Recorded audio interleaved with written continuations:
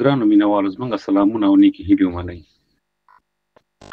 نن ډېره یو په زړه پورې موضوع له تاسو سره شریکول غواړو. هغه ده د برټانیې د فوج د ځانګړو ځواکونو د یو سیال واحد مشر په افغانستان کې د جګړې په جرمونو تورن شوی دی.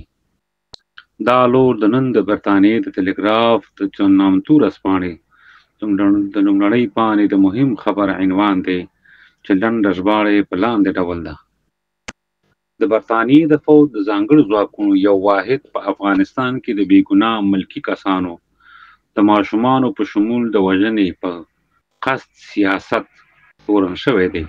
دا تورنه د یوې عامه پلټنې پر مهال د برټانیې د فوج د ځانګړو ځواکونو د یو سیال واحد افسر لخوا وړاندې شول.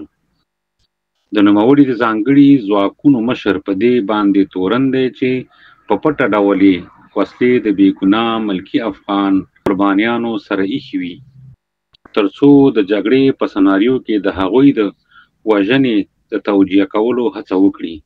دغه موضوع 2010 نه تر 2014 کلونو ترمنځ د مشکوکو ناقانونه بېګناه ملکي افغانانو د وژنو د څېړنې په هکله یو پرمختګ ګڼل کېږي.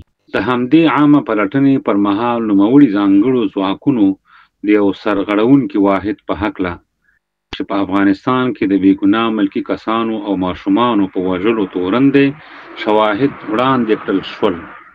په نوموړو شواهدو کې ویل شوي دي چې ټول بېګناه افغان نارینه حتی تر 14 کلنۍ کم عمره هدف ځول شول، که څه هم هغوی د نوموړو ځانګړو ځواکونو د واحد د سرتېرو ته هیڅ کوم ګواښ نه و. په نوموړو شواهدو کې پر نوموړي واحد په پټ ډول د قربانیو سره د وسلو د ایښودلو او بیا د هغوی د وژنې تورونه هم پورې کړل شوي دي.